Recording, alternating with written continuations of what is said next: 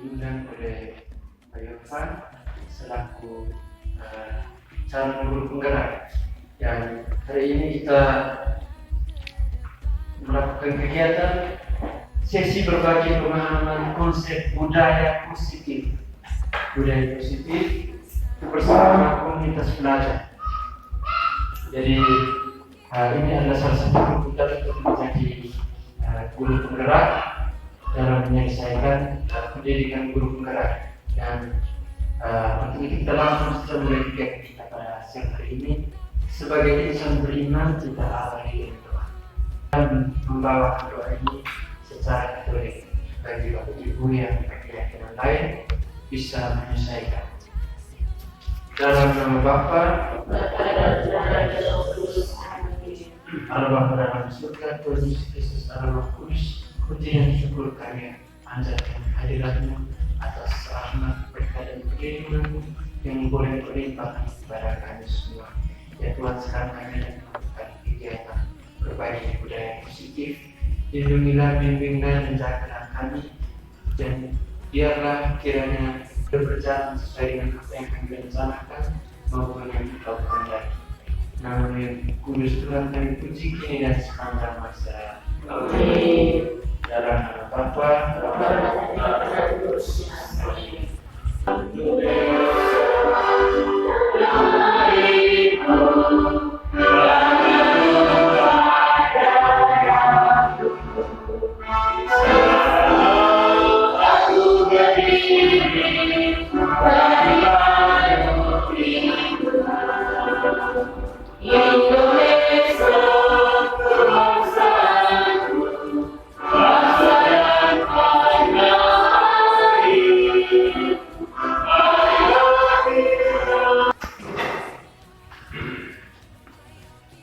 baik yang saya hormati Pak Yofan selaku calon guru penggerak, adik-adik sekalian, pada kesempatan ini Bapak Kepala Sekolah tidak berada di tempat, oleh karena itu saya mewakili Bapak Kepala Sekolah pada siang hari ini.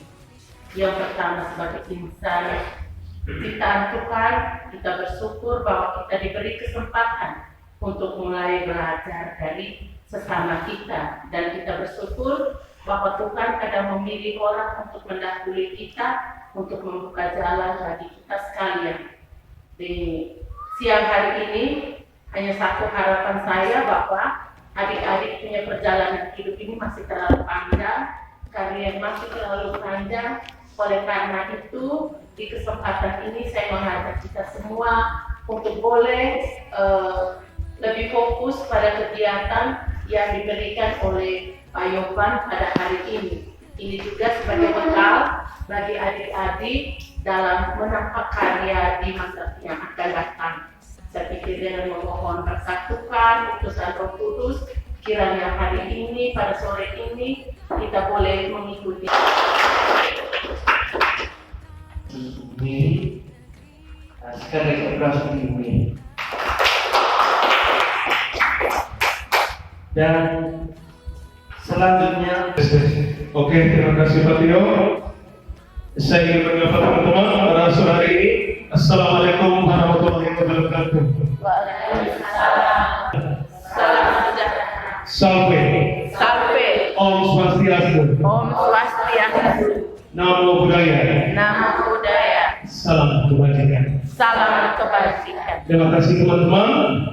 Pada tempat yang pertama, tetap saya mengajak teman-teman kita semua untuk senantiasa bersyukur kepada Tuhan, karena atas kehendaknya kita semua masih diberikan kesempatan untuk kembali menghirup udara segar hingga pada sore hari ini. Teristimewa pada hari ini kita akan melaksanakan kegiatan sesi berbagi yang dilakukan oleh saya sendiri sebagai calon guru penggerak angkatan 8 untuk Kabupaten dan Provinsi NTT. Yang berikut saya menyampaikan banyak terima kasih atas undangan, atas kehadiran teman-teman yang sudah menghargai undangan saya, baik dari komunitas SD Lobreke maupun teman-teman dari komunitas SD Karawang. Untuk teman-teman ketahui bahwa kegiatan ini adalah merupakan kegiatan aksi nyata. Kegiatan aksi nyata calon guru penggerak yang sedang saya lalui. Dan saat ini saya sedang mengikuti pelatihan modul 1.1 sampai dengan 1.4. Dan untuk modul 1.4 itu berkaitan budaya positif. Dan salah satu aksi nyatanya itu adalah melakukan sesi berbagi. Jadi sore hari ini kita akan melakukan sesi berbagi, sedikit pengalaman konsep yang akan saya bagikan kepada teman-teman. Mudah-mudahan berharga dan sangat bermanfaat untuk teman-teman. Karena prinsip saya bahwa berbagi itu jangan tunggu banyak. Sedikit berbagi maka hal lain akan banyak menghampiri kita.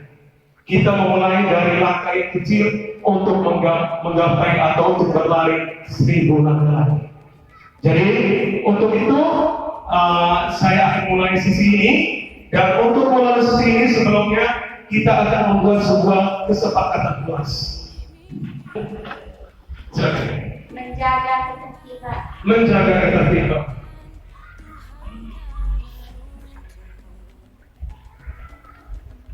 Tiga, Tidak keluar masuk ruangan. tidak keluar masuk ruangan.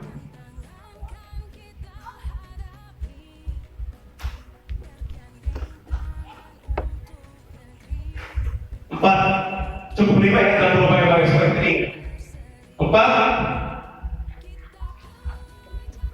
silakan. Ibu Lina, Aktif dalam kegiatan. aktif dalam kegiatan. Ya, satu lagi. Menghargai teman lain yang sedang berbicara. Menghargai teman lain yang sedang berbicara.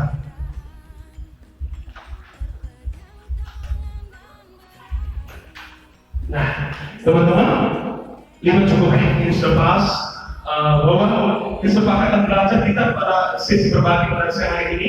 Yang pertama itu mengikuti kegiatan sampai selesai. Sepakat ini? Yang kedua, menjaga ketertiban. Sepakat ini? Dengan demikian, HP kita di silent dulu, ya. HP kita di silent supaya kita tertib menjaga mengikuti kegiatan ini. Yang ketiga, tidak keluar masuk ruangan. Sepakat? Kecuali kalau kecil, ya. Ya. Terus yang berikut, aktif dalam kegiatan. Sepakat ini? Terakhir, menghargai teman lain yang sedang berbicara. Sepakat ya? Iya. Oke, terima kasih. Dengan demikian, untuk kesepakatan belajar sore pada sore hari ini seperti yang saya tanya.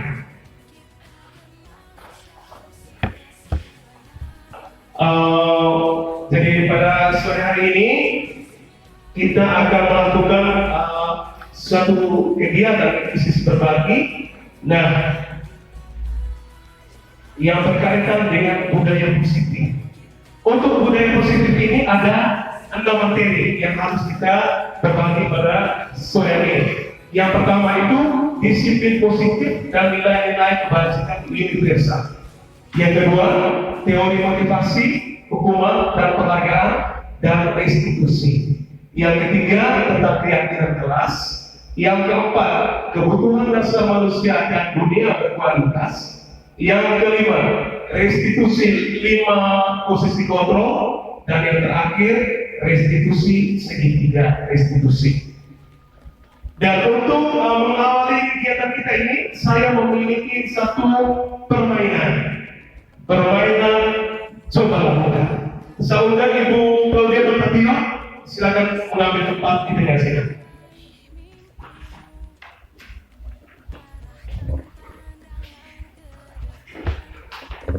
Iya. Pak Tio dan Ibu Claudia akan menjadi pemeran dalam permainan coba lakukan. Pak Tio sebagai A dan Ibu Claudia sebagai B.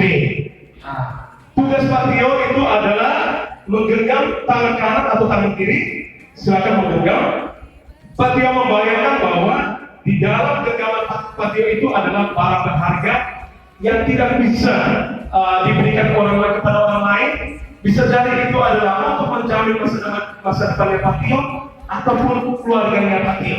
Silakan Pak Tio, dan tugasnya Ibu Claudia itu adalah membujuk Pak Tio dengan cara apapun, mau dirayu, mau diiming-iming dengan apa, digelitik juga boleh, sehingga Pak Tio tuh nanti Ibu melihat reaksinya Pak Tio seperti apa. Apakah dia memberikan atau membuka tangan atau tetap menepuk tangan itu? Silakan. Silakan merayu dia. Halo Pak. Halo Pak. Silakan. Barang yang Bapak suka, boleh saya minta. Saya kasih uang buat minta barangnya. Buat barangnya bisa dibeli. Bapak punya barang disodorkan begini Pak. Dikasih. Saya tawarkan dengan harga 50.000. Mau Pak? Ayolah. Ayolah. Mau. Mau atau tidak? Kalau begitu saya naikkan lagi harganya dari 75.000. Mau atau tidak? Pak mau 100. Apakah kiranya terlalu kecil? Bagaimana Pak? Masih ragu juga. Kalau gitu saya naikkan jadi 100.000. Mau atau tidak Pak dikasih barang yang Bapak suka itu? Sepertinya cara menggunakan uang ini tidak cukup. Kalau gitu saya pakai cara lain saja. Bagaimana kalau saya menggelitik Bapak saja?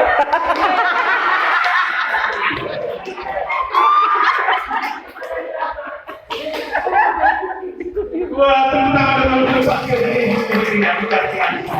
Rupanya Pak Tio digoda atau dirayu, digelitik pun Pak Tio tetap pada pendirian menggenggam apa yang menjadi miliknya Pak Tio. Nah, ada sebuah pertanyaan nih Pak Tio. Kira-kira reaksi Pak Tio tadi itu membuka atau tetap menepal? Reaksi saya tadi tetap menepal.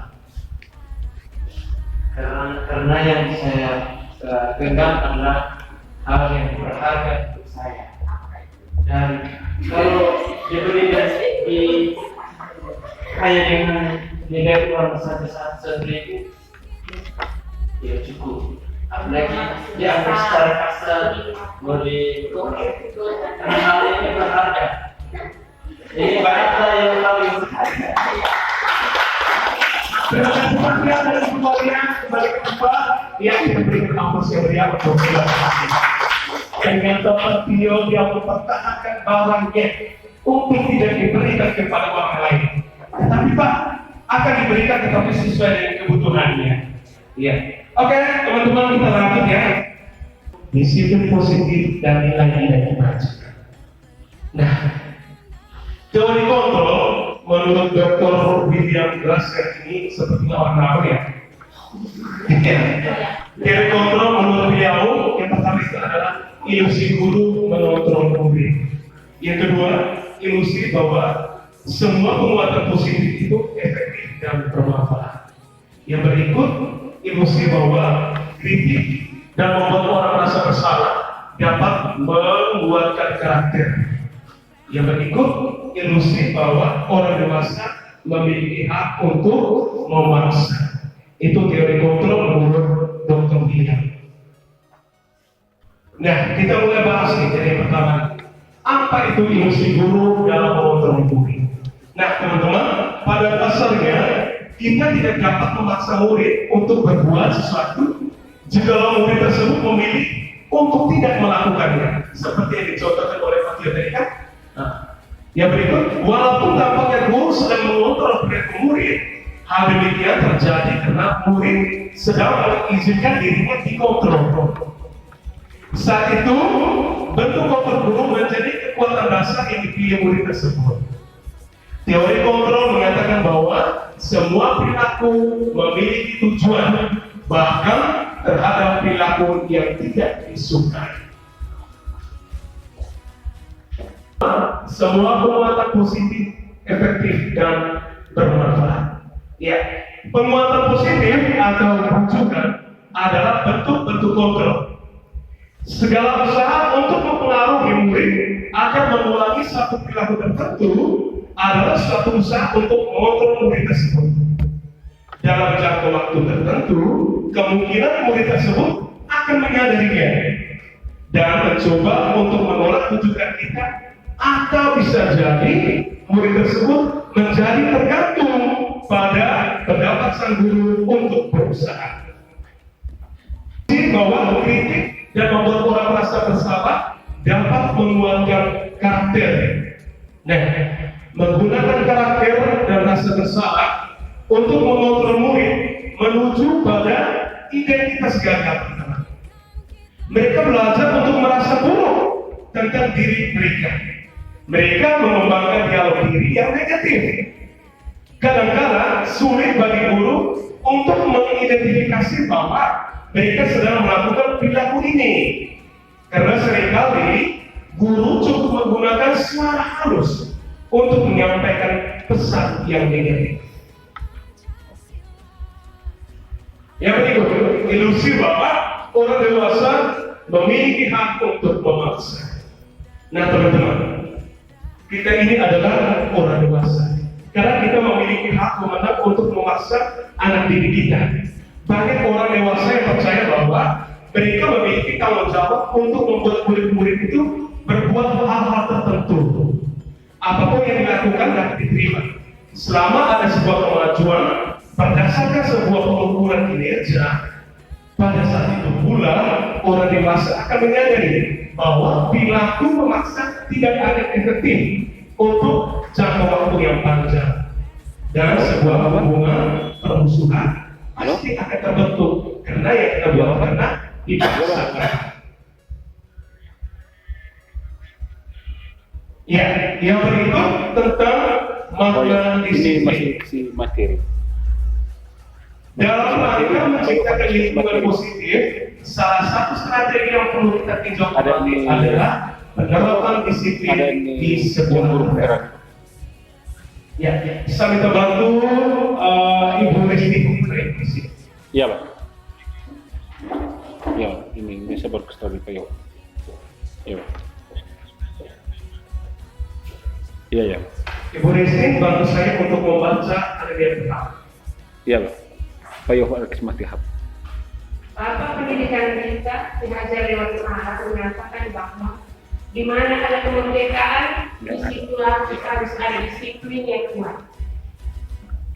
Sungguh pun disiplin itu bersifat self-discipline, yaitu kita sendiri yang mewajibkan kita dengan sekeras-kerasnya, tetapi itu sama saja.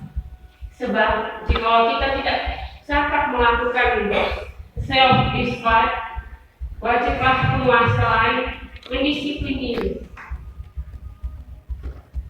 Kita dan peraturan demikian itulah harus ada di dalam suasana yang merdeka.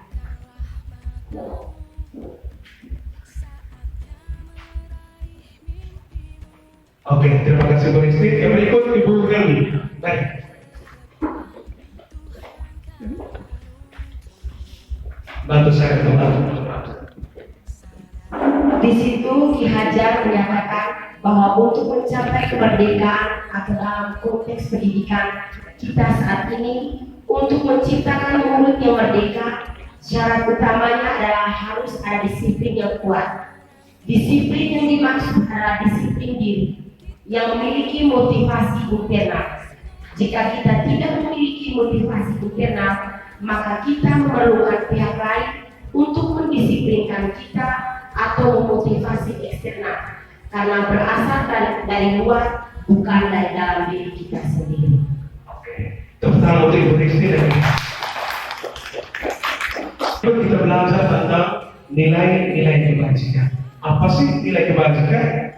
Jadi nilai-nilai kebajikan universal berasal dari nilai-nilai kebajikan yang disepakati bersama, lepas dari suku bangsa, agama, bahasa maupun latar belakangnya. Nilai-nilai ini merupakan payung besar dari sikap dan perilaku kita, atau nilai-nilai ini merupakan fondasi kita dalam berperilaku.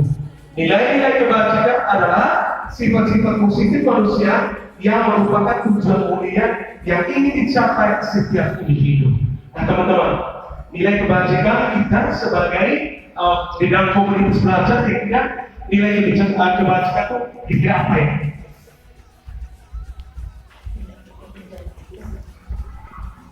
Nilai kebajikan di dalam komunitas belajar.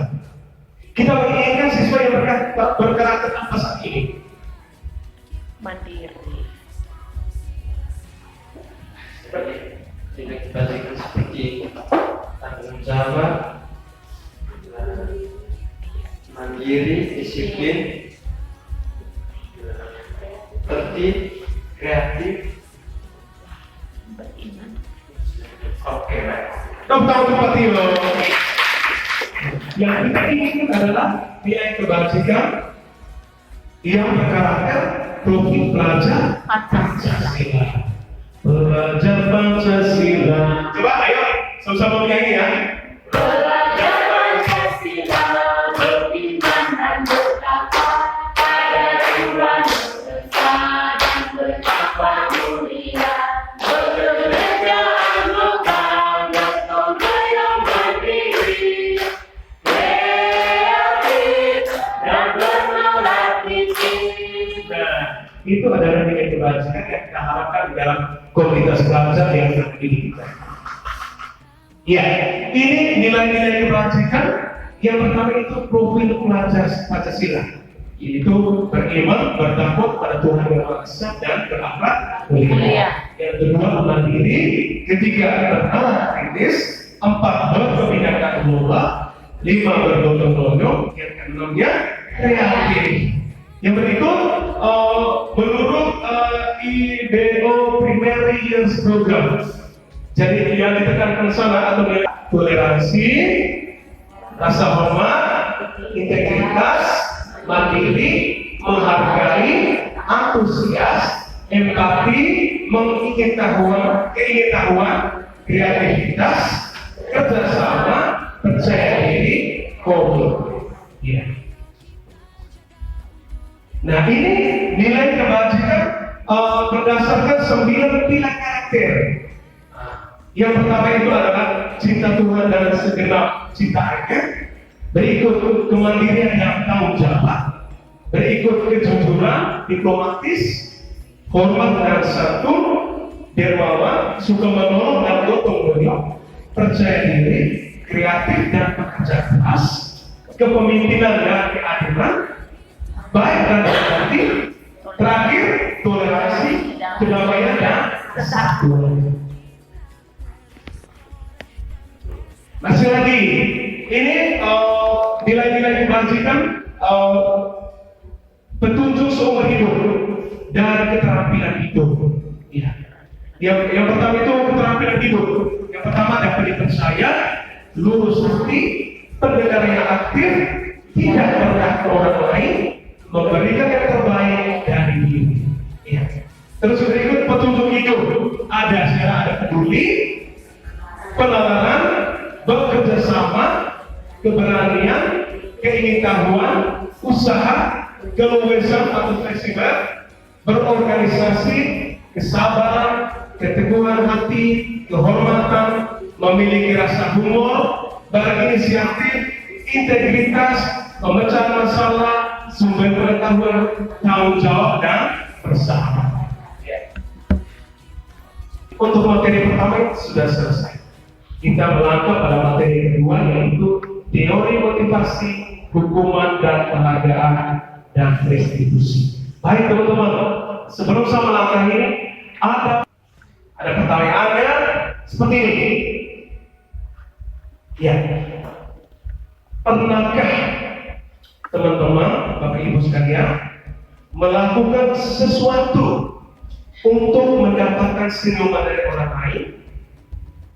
Pernahkah teman-teman semua, Bapak Ibu, melakukan sesuatu untuk mendapatkan senyuman dari orang lain, atau untuk mendapatkan hadiah, atau untuk mendapatkan uang? Kira-kira apa alasannya? Pemilik bisa menjawab dan satu menjawab. Di sini, Ibu. Oke, teman-teman, kalau dari saya saya membuat sesuatu yang membuat orang lain itu bisa tertawa. Itu alasan saya buat begitu ketika teman saya atau keluarga merasa mereka dilanda situasi kedukaan atau mereka lagi sedih. Biasanya di saat-saat itu saya guyon dengan kata-kata yang lucu, sehingga saat itu mereka punya perasaan sedih sedikit terobati. Itu yang saya lakukan. Ibu ini memberikan senyuman kepada keluarganya dengan alasan bahwa mau menghibur hati mereka yang sedang sedih. Ada yang lain?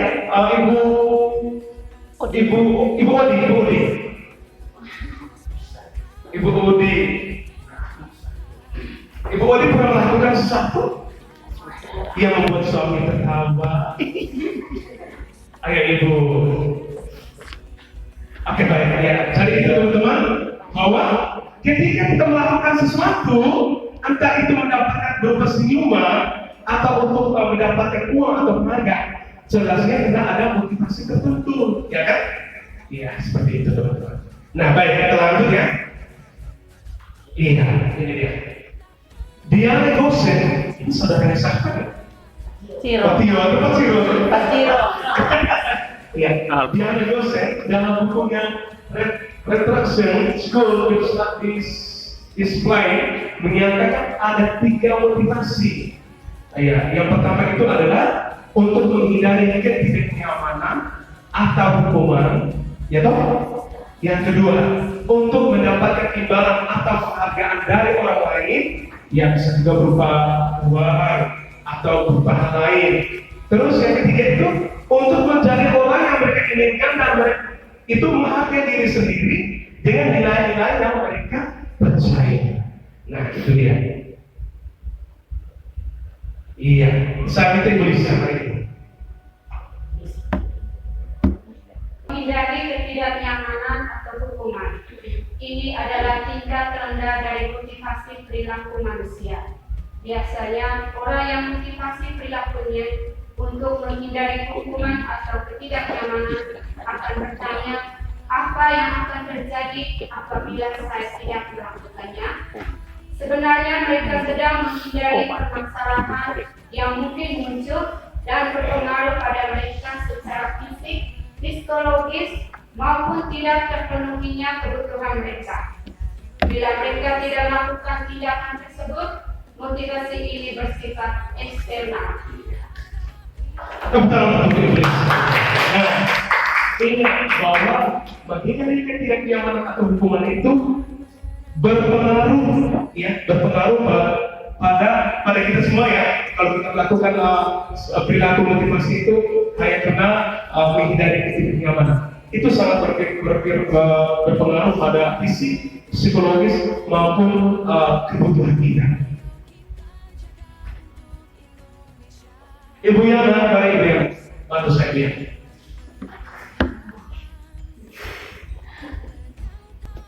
Untuk mendapatkan imbalan atau penghargaan dari orang lain. Satu tingkat di atas motivasi yang pertama, di sini orang berperilaku untuk mendapatkan imbalan atau penghargaan dari orang lain.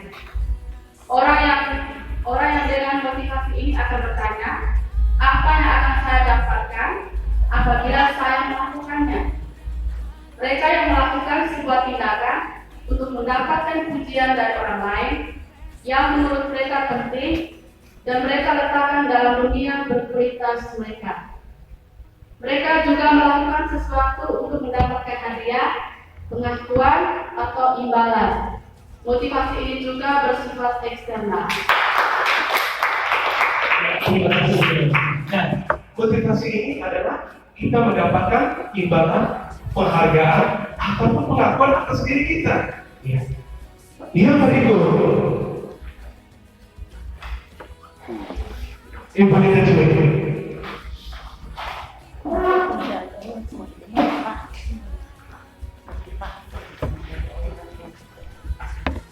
Inginkan dan menghargai diri sendiri dengan nilai-nilai yang mereka percaya. Orang dengan motivasi ini akan bertanya, akan menjadi orang yang seperti apa, apabila saya melakukannya. Mereka melakukan sesuatu karena nilai-nilai yang mereka yakini dan hargai, dan mereka melakukannya karena mereka ingin menjadi orang yang melakukan nilai-nilai yang mereka yakini tersebut. Ini adalah motivasi yang akan membuat seseorang memiliki disiplin positif, karena motivasi berperilakunya bersifat internal, bukan eksternal. Ya, terima kasih. Untuk nomor 3 dan untuk materi yang kedua selesai. Kita masuk pada materi yang ketiga tentang keyakinan kelas. Nah, teman-teman, untuk materi ini ada juga sebuah pertanyaan untuk teman-teman, renungkan. Kita memiliki peraturan tentang penggunaan helm pada saat mengendarai kendaraan roda 2. Iya, mengapa kita memiliki peraturan tentang penggunaan helm pada saat mengendarai kendaraan roda 2? Ya, silakan.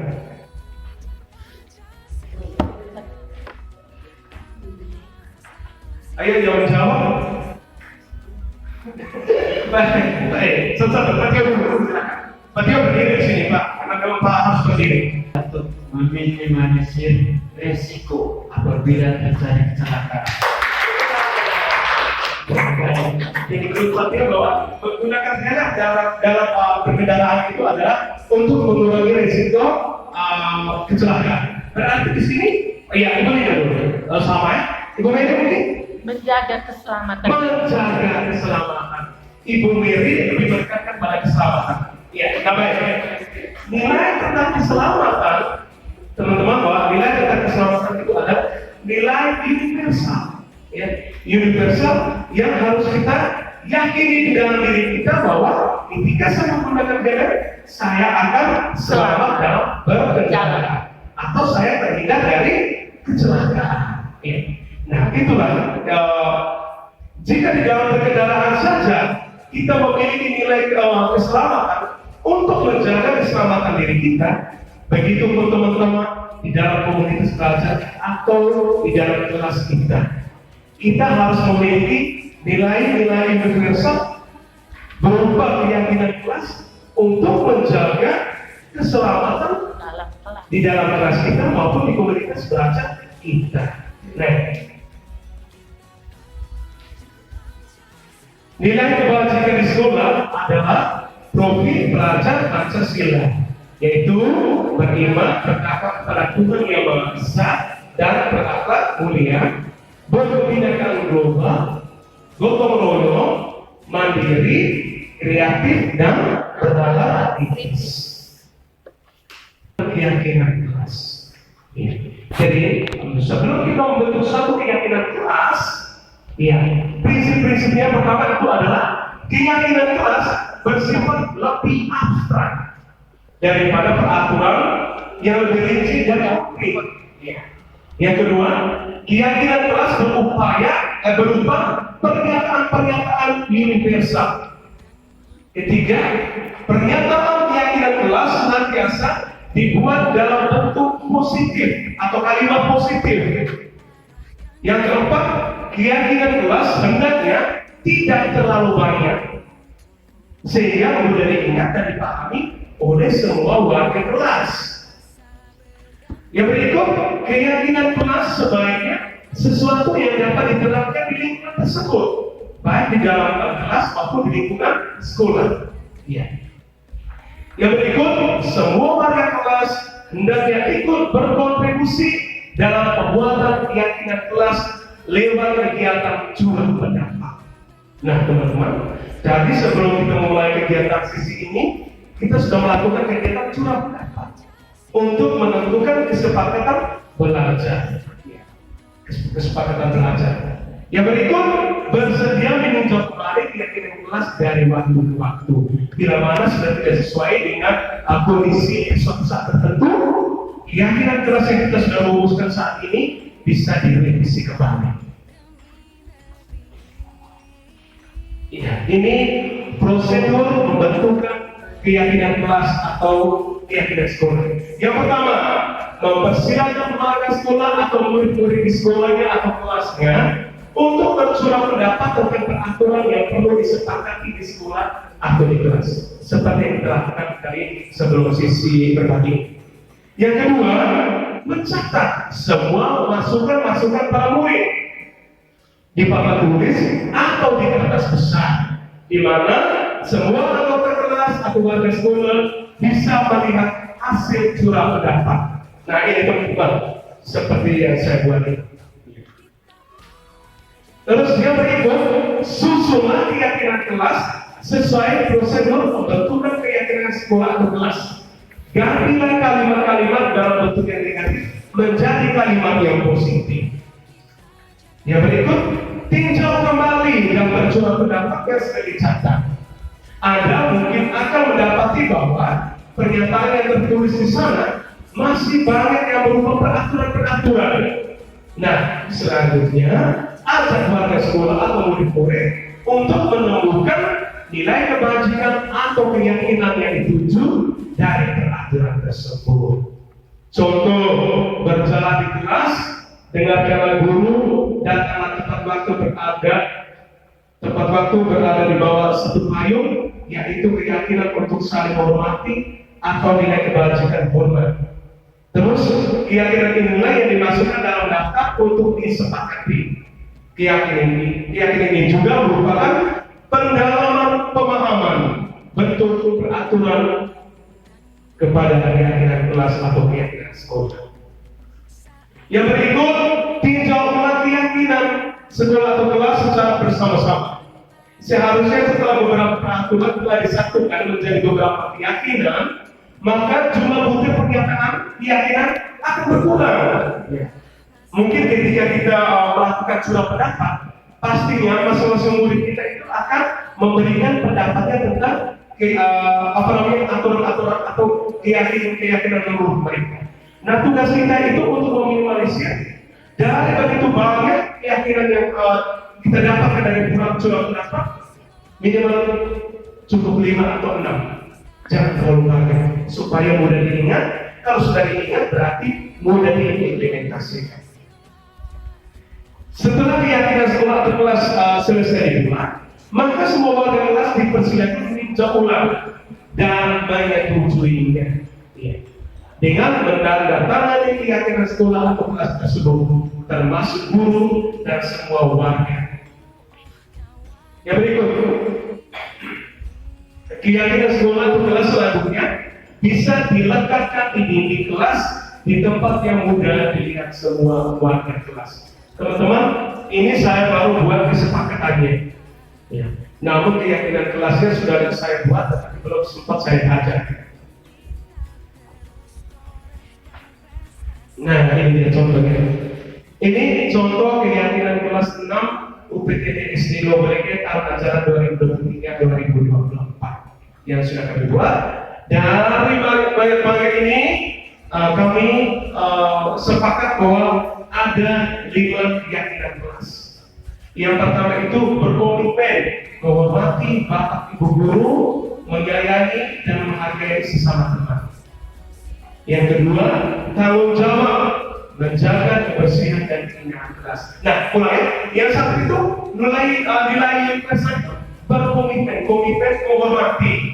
Terus di sana juga ada menyayangi dan ada menghargai. Itu nilai universal. Yang kedua, tanggung jawab mencari kebersihan. Di sana ada nilai tanggung jawabnya.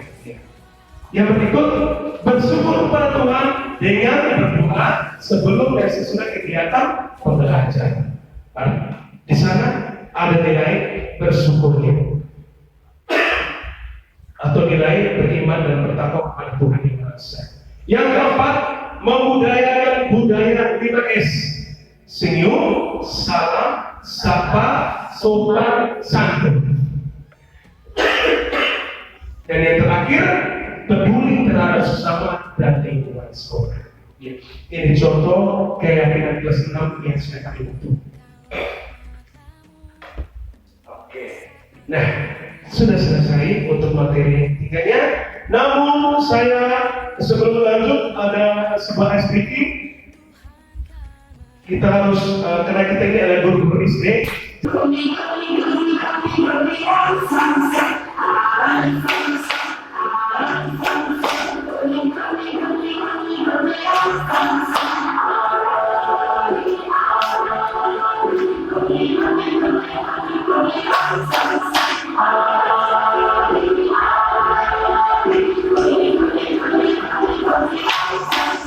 Oke, pegang dulu dong.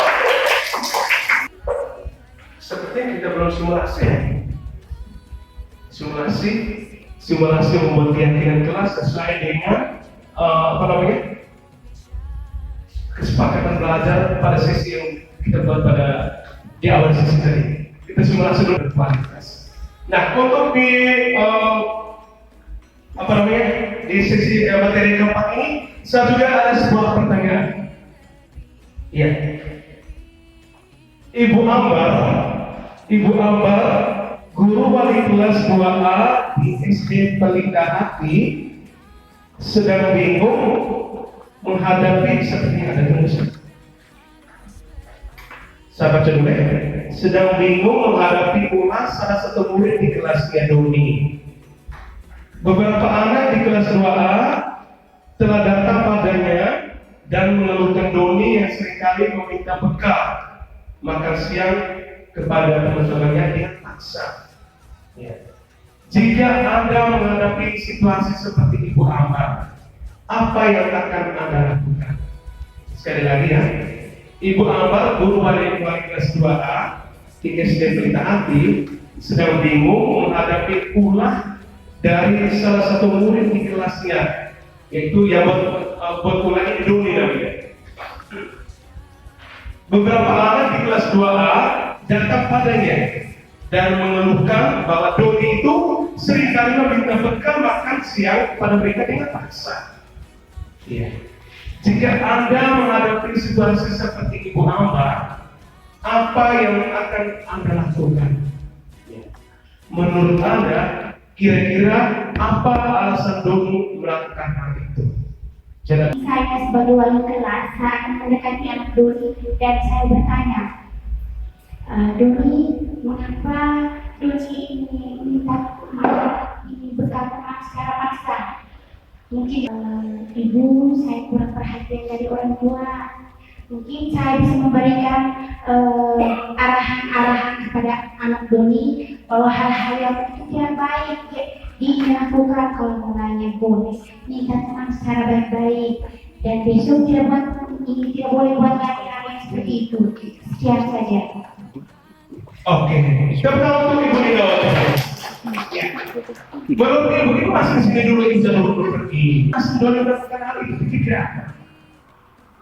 Alasan beliau melakukan hal itu mungkin di rumah orang tuanya bangun terlambat dan tidak menyediakan bekal untuk anaknya. Sekian saja. Iya. Terima kasih. Tepuk tangan sekali lagi untuk teman-teman. Doni kenapa kan? Dia membutuhkan makanan. Berarti kebutuhan dasarnya adalah makanan. Sesuai dengan kasus kalian. Iya, kedua kebutuhan penguasaan, kebutuhan pengakuan atas kemampuan. Yang ketiga, kesenangan. Yang keempat, kasih sayang dan rasa diterima. Dan yang kelima, kebebasan atau kebutuhan akan pilihan. Jadi ada 5 kebutuhan dasar. Kebutuhan bertahan hidup. Apa sih kebutuhan bertahan hidup? Ya, kebutuhan bertahan hidup terdiri dari yang pertama kebutuhan fisiologis seperti kesehatan, rumah, dan makanan. Seperti yang Doni alami tadi, itu adalah kebutuhan fisiologis. Yang dibutuhkan adalah berupa makanan. Yang kedua adalah kebutuhan biologis, ya, yaitu kebutuhan berkaitan dengan reproduksi. Berikut kebutuhan penguasaan. Ya. Yang pertama adalah keinginan untuk dianggap berharga. Yang kedua, kekuatan untuk mencapai sesuatu. Yang ketiga, diakui atas dan nilai-nilai kebajikan yang hakiki ke dalam dunia berkualitas mereka. Bila guru dapat membangun interaksi yang memudayakan dan memerdekakan murid, maka murid akan meletakkan dirinya sendiri sebagai individu yang positif dalam dunia berkualitas karena mereka menghargai nilai-nilai kebajikan.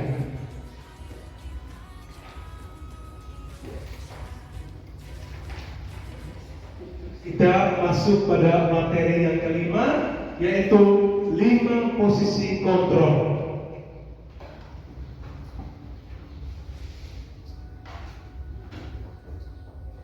Iya, untuk materi yang kelima ini juga saya memiliki sebuah pertanyaan untuk teman-teman. Tina dan Hana dipanggil masuk ke ruangan Ibu Dewi, Kepala Sekolah Makmur, SMA Makmur. Ibu Dewi baru saja mendapatkan pengaduan dari Ibu dan Tisa bahwa Hana menggunakan kata-kata kasar dan merendah-rendahkan Tisa di sosial media. Bila Anda adalah seorang kepala sekolah, penerapan disiplin apakah yang akan Anda lakukan untuk kasus ini? Sekali lagi ya, Tisa dan Hana dipanggil masuk ke ruangan Ibu Dewi, Kepala Sekolah SMA Makmur. Ibu Dewi baru saja mendapatkan pengaduan dari Ibu dan Tisa bahwa Hana menggunakan kata-kata kasar dan merendahkan Tisa di sosial media. Nah, bila teman-teman sebagai kepala sekolah, penerapan disiplin apakah yang akan kalian lakukan untuk kasus ini? Ayo.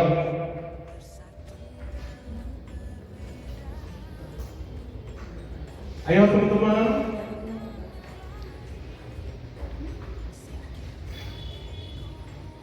Ibu Mary? Baik. Mari ke sini, Ibu Mary.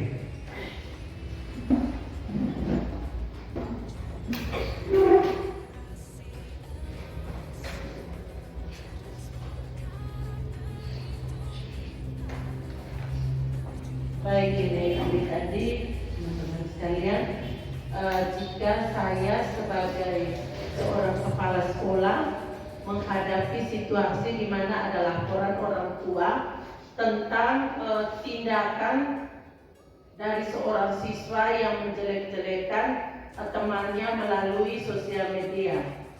Hal yang saya lakukan yang pertama, saya tentunya akan memanggil pelaku untuk menanyakan apa alasan dia melakukan hal itu.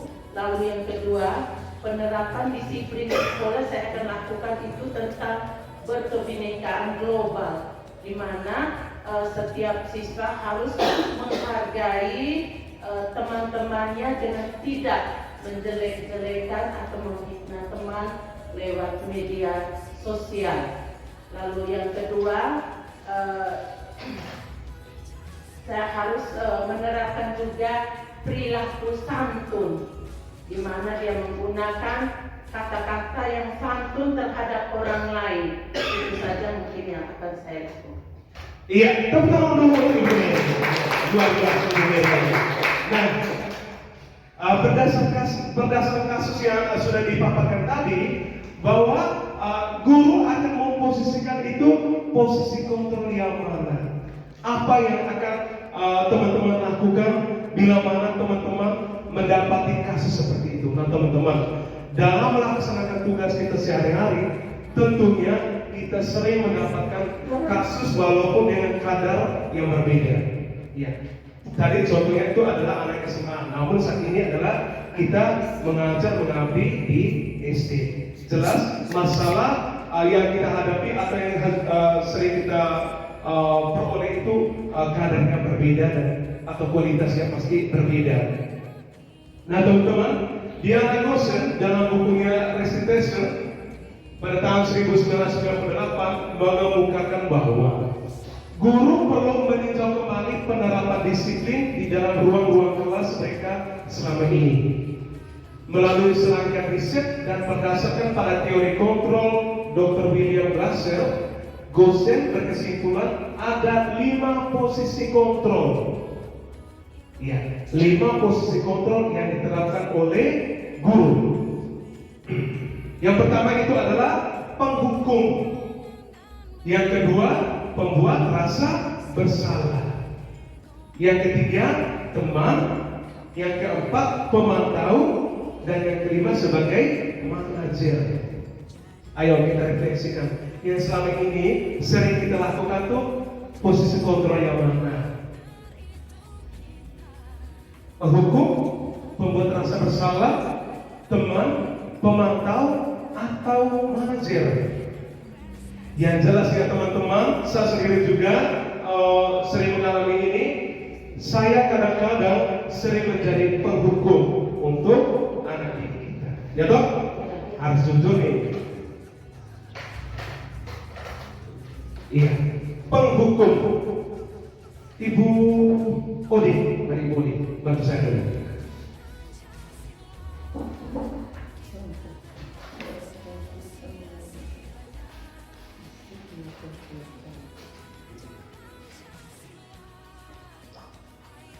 Penghukum.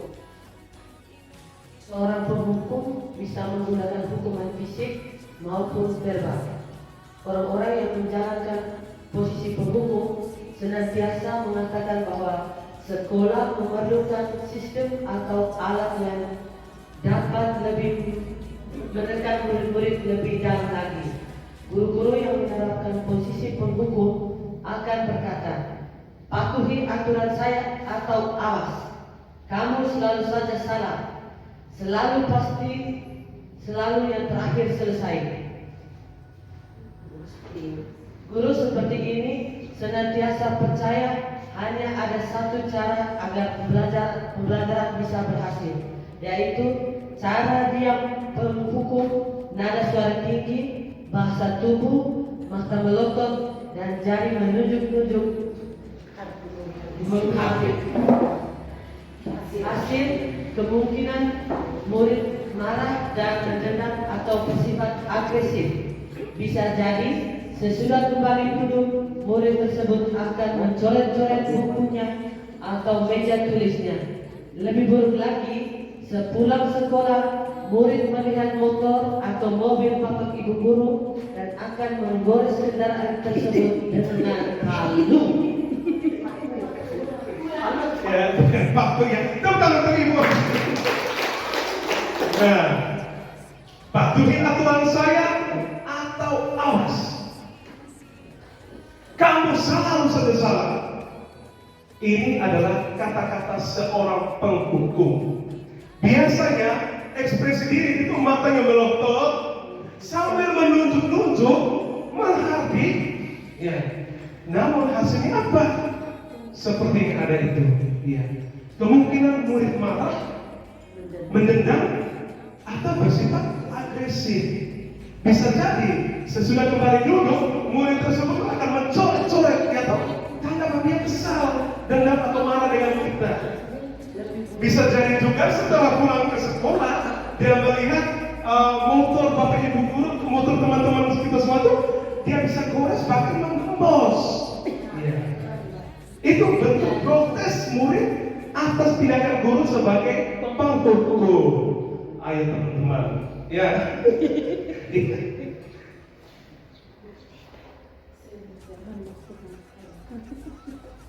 Ya, saya minta ibu. Ibu siapa ibu? Ibu Lence.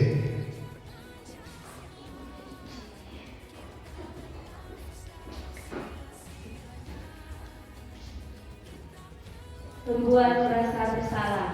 Pada posisi ini, biasanya guru akan bersuara lebih lembut, membuat rasa bersalah akan menggunakan kekeringan yang membuat orang lain merasa tidak nyaman, bersalah, atau rendah diri.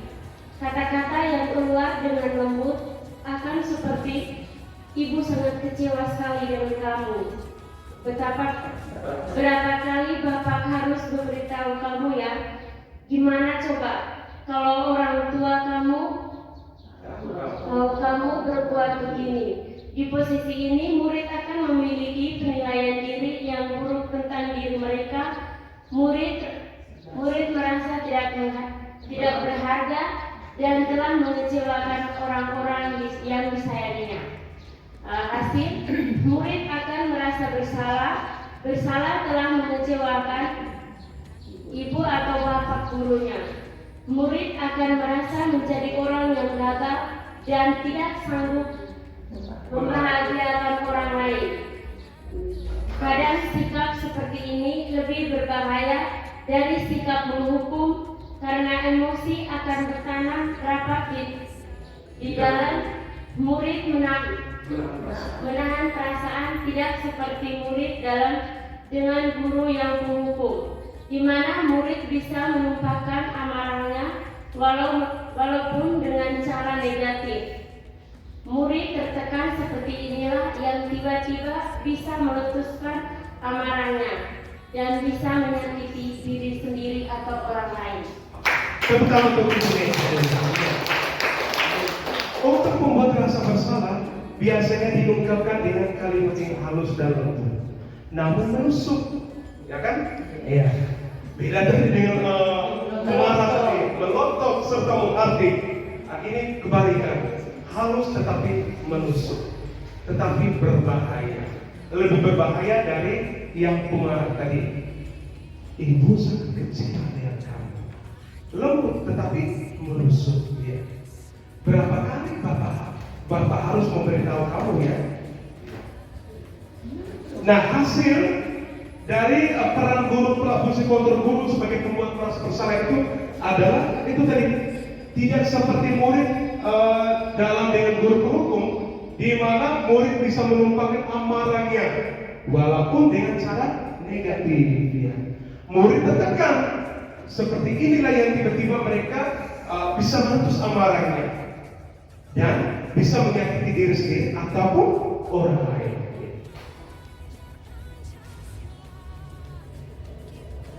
Yang berikut sebagai teman, Ibu Maisa.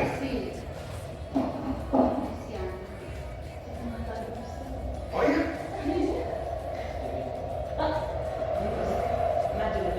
Ada ya?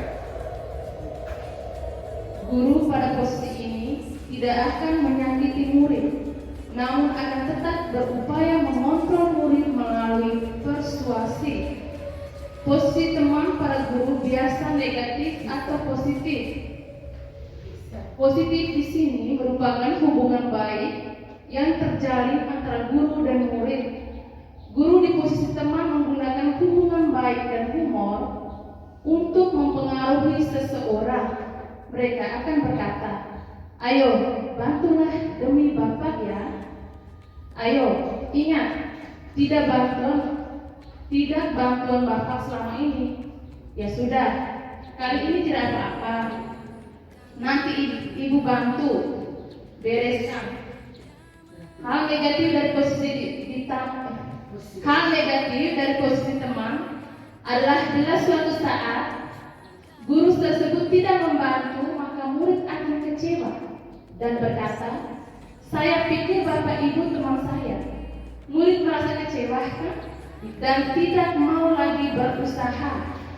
Hal lain yang mungkin timbul dalam murid hanya akan bertindak untuk guru tertentu dan tidak untuk guru lainnya.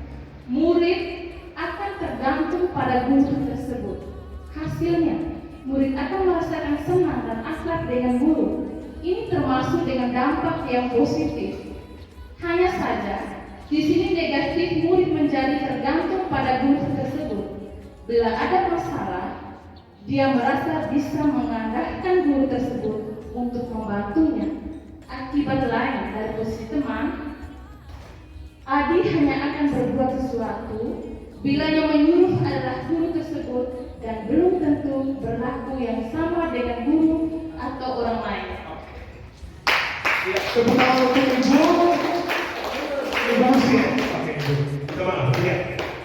Sebagai teman, biasanya guru berkata seperti ini.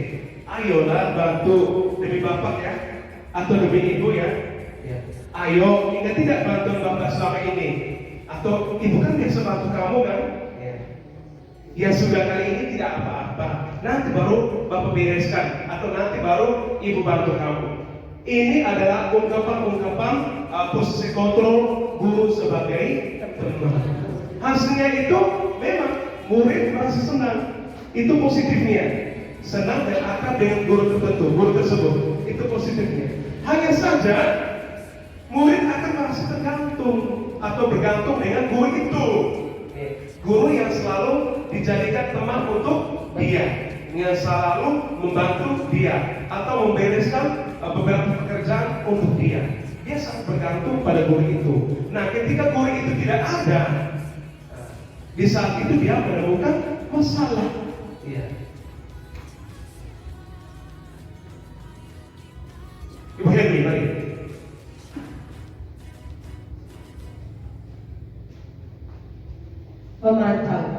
Memantau berarti mengawasi.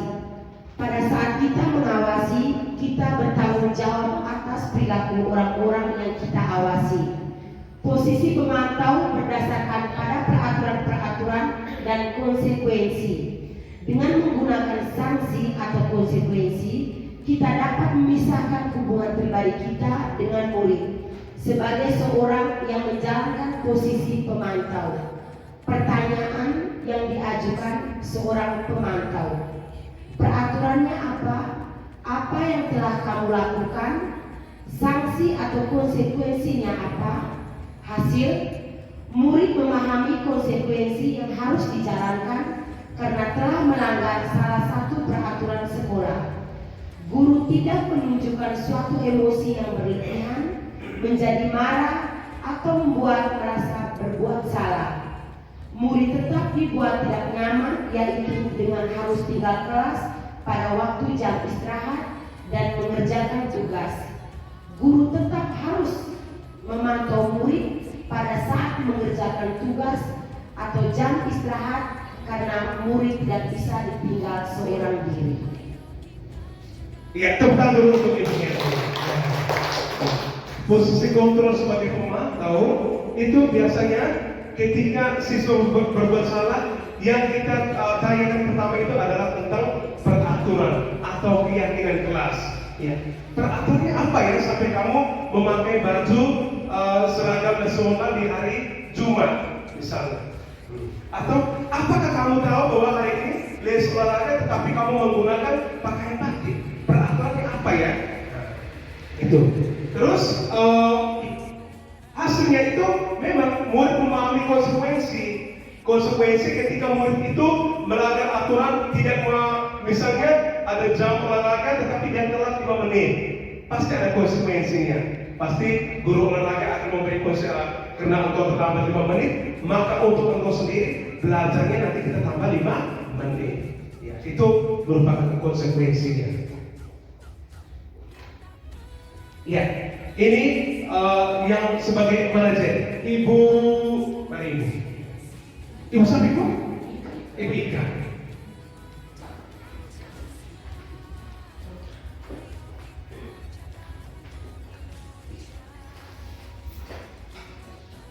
Manajer adalah posisi di mana guru berbuat sesuatu bersama dengan murid, mempersilahkan murid mempertanggungjawabkan perilakunya, mendukung murid agar dapat menemukan solusi atas permasalahannya sendiri.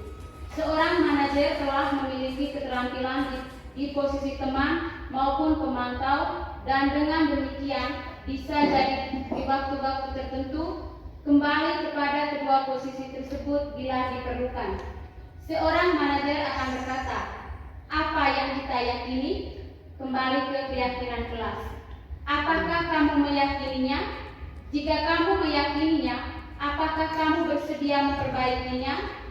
Jika kamu memperbaiki ini, hal ini menunjukkan apa tentang dirimu? Apa rencanamu untuk memperbaiki hal ini? Pada posisi manajer, guru akan mengembalikan tanggung jawab pada murid untuk mencari jalan keluar permasalahannya, tentu dengan bimbingan guru.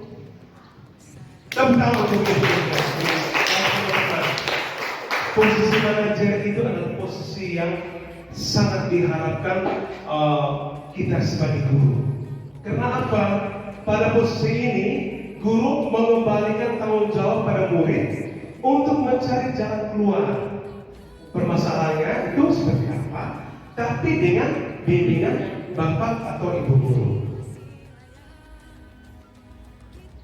Iya. Materi yang keenam yaitu segitiga restitusi. Nah, untuk materi ini teman-teman, saya akan menyajikan sebuah video demonstrasi kontekstual.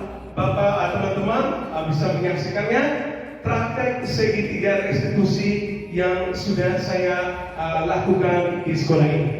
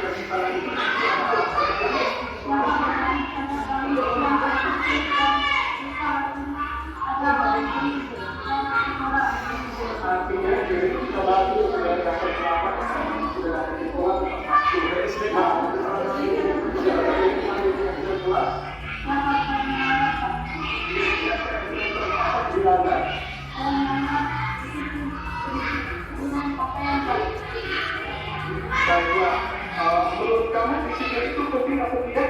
Tidak.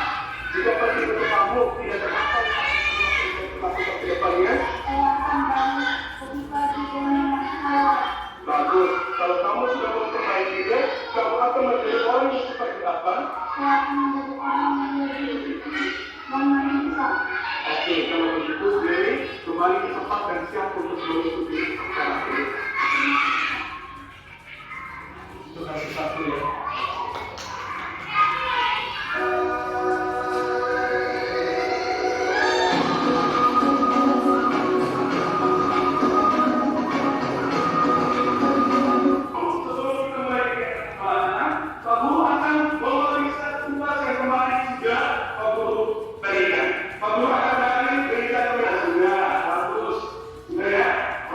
Sudah,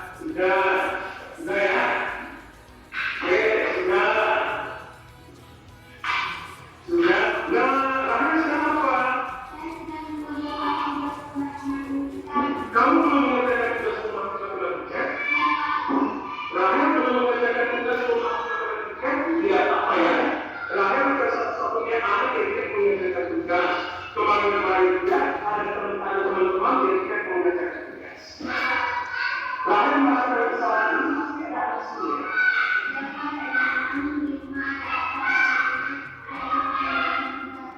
Berarti kamu kelelahan, menikmati kalau diselamatkan. Bahkan sudah melakukan hal yang baik, ini selamat di sekolah. Tetapi keyakinan mengerjakan tugas, bahkan sudah melanggar keyakinan jelas. Apa tidak?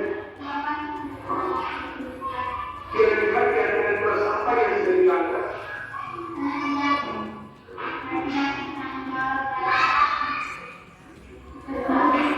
Nah, kira-kira tahu jawab itu orang yang takut bukan terakhir.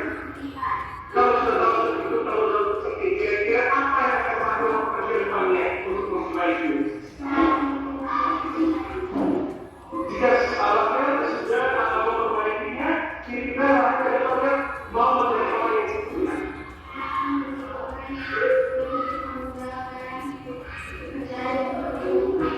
Lalu saya, oleh karena itu, maka siap diri untuk mengikuti pembelajaran berikutnya ya. Selamat pagi dan salam sejahtera untuk kita semua. Perkenalkan nama saya Dewi Alam, siswa kelas 6 di SDI Indonesia. Saya merasa senang karena saya tidak buku karena saya tidak memakai kopi dan nasi. Saya cuma diberitahu dari Alam untuk diperbaiki kesalahan saya. Terima kasih Pak Ibu. Selamat pagi dan salam sejahtera untuk kita semua. Perkenalkan nama saya Amel, saya siswa kelas 6 SDI.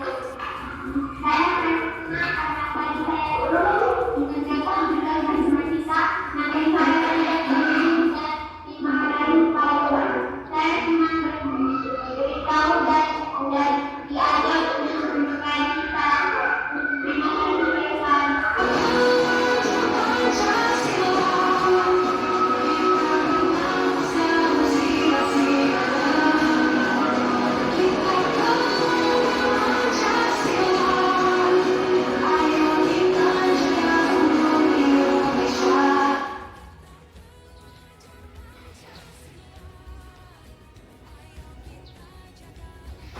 Iya, Bapak Ibu Guru, teman-teman sekalian, pujikan kening sekali ya. Terpesona ataupun sudah capek. Iya, teman-teman, ini adalah satu tugas demonstrasi kontekstual 1.4 yang saya buat untuk pemenuhan tugas di LMS. Jadi, praktek segitiga restitusi dalam menangani masalah itu seperti yang saya simulasikan. Jadi teman-teman, dengan berakhirnya menonton video demonstrasi kontekstual, berarti untuk sesi berbagi ini mungkin akan segera berakhir.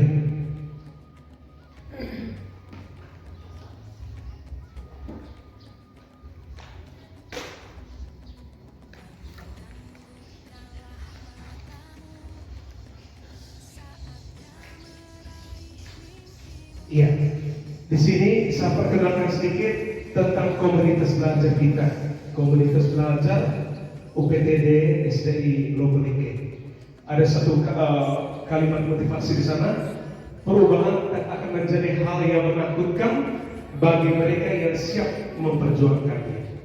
Ya. Komunitas belajar UPTD SDI Lobelike saling berbagi praktik baik dan di sana disingkat menjadi kompak sabar.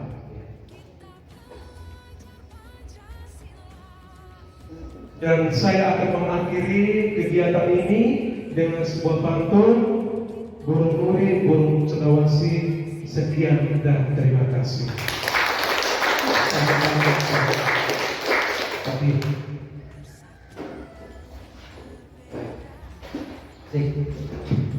Ya, luar biasa.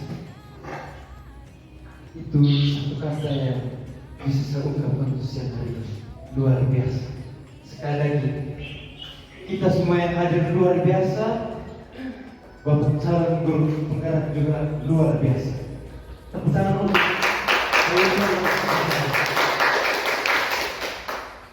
baik. Ya. Dan untuk menutup kegiatan kita pada hari ini, Saya undang sekali lagi Ibu Mary selaku guru senior mewakili kepala sekolah kita sudah berhalangan. Jadi Ibu Mary waktu dan kesempatan saya berikan.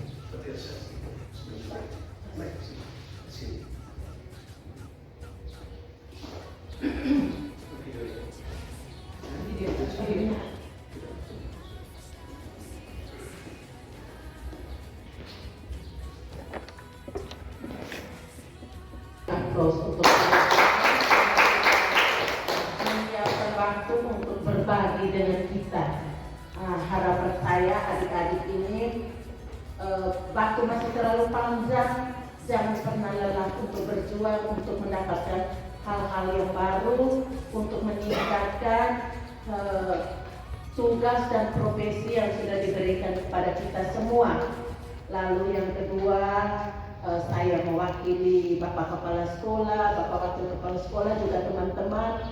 Mohon maaf kiranya pada hari ini waktu pulang adik-adik, teman-teman dari sekolah SDK mungkin sedikit telat karena kita masih datang untuk saling berbagi di lembaga ini. Lalu kita tidak boleh pernah puas dengan apa yang sudah kita peroleh. Setidaknya kita terus belajar dan terus belajar untuk mengisi diri kita agar ke depan pembelajaran lebih bermakna dan lebih berguna bagi anak-anak yang dititipkan bagi kita. Dan yang terakhir, sekali lagi Pak Yovan, terima kasih. Ini sebenarnya berbagi untuk kita merefleksi diri kita masing-masing, sejauh mana kita sudah melaksanakan tugas dan pengabdian kita kepada anak-anak yang dititipkan kepada kita. Apakah kita sudah menjadikan anak ini sebagai media untuk kita beri hukuman, atau kita beri teman, kita menjadi teman mereka, atau menjadi manajer? Saya pikir itu kita kembali kepada diri kita masing-masing untuk belajar. Dan terima kasih, waktu kita sudah menunjukkan pukul 15.30, jadi kita mungkin mengakhiri kegiatan ini dengan doa bersama. Pak Tio, mari. Setelah doa baru kita foto-foto ya. Baik teman-teman, mari. Saya mewakili Bapak Kepala Sekolah menyampaikan terima kasih kepada Pak Yovan dalam berbagi budaya positif dan sudah menerapkan keyakinan kelas budaya 5S, senyum, sapa, salam, sopan santun, dan praktik segitiga restitusi. Semoga menjadi pembelajaran baik dalam komunitas belajar SDI Loboleke. Terima kasih. Salam literasi. Selamat siang dan salam sejahtera untuk kita semua. Saya Irmelinda Jue sebagai guru kelas 1. Saya menyampaikan terima kasih kepada Pak Yovan dalam berbagi budaya positif dan sudah mulai menerapkan keyakinan kelas. Budaya 5S, salam, senyum, sapa, sopan, santun, dan praktik baik, segitiga restitusi, semoga menjadi pembelajaran baik dalam komunitas belajar UPTD SDI Loboleke. Terima kasih Pak Yovan.